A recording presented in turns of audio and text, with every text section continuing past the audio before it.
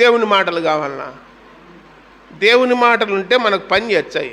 ఆయన మాటలలో జీవం ఉంది, ఆయన మాటలలో శక్తి ఉంది, ఆయన మాటలు బ్రతికిస్తాయి. లోకములున్న మాటలు చంపుతాయి. లోకములున్న మాటలు ఏం చేస్తాయి? చంపుతాయి.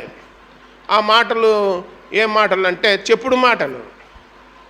చెప్పుడు మాటలు ఏం చేస్తాయి? చంపుతాయి. ఈ దేవుని మాటలు ఏం చేస్తాయి? బ్రతికిస్తాయి. మూగవాణ్ణి మాట్లాడించినాడు, కుంటివాణ్ణి నడిపించినాడు, కుష్ఠరోగిని బాగు చేసినాడు, పక్షవాయుగలవాన్ని బాగు చేసినాడు, చనిపోయిన వాడిని బ్రతికించినాడు, సముద్రం మీద నడిచినాడు, గాలి తుఫాను గద్దించినాడు, ఎన్నో అద్భుతాలు చేసినాడు. మరణాన్ని కూడా ఏం చేసినాడు? బైబిల్లో రాయబడింది, మరణము ఆయనను బంధించుట అసాధ్యమని రాయబడింది.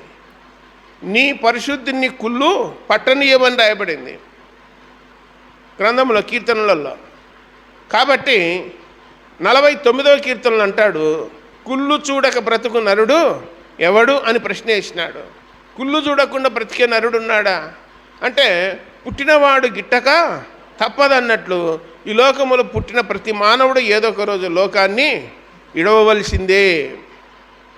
అయితే ఈ కోటపాటులో ఉన్న ప్రజలకు ఎప్పుడు అర్థమవుతుందంటే, ఎవడన్నా పొరపాటున చచ్చిపోయినాడు వచ్చి సమాధులలో నుండి వణికిందామన వణుకులలో నుండి ఒకడు లేచి వచ్చి, ప్రజలారా యేసుప్రభువే దేవుడర్రా, నేను మోసపోయినాను, నేను పాతాళంలో ఉన్నానర్రా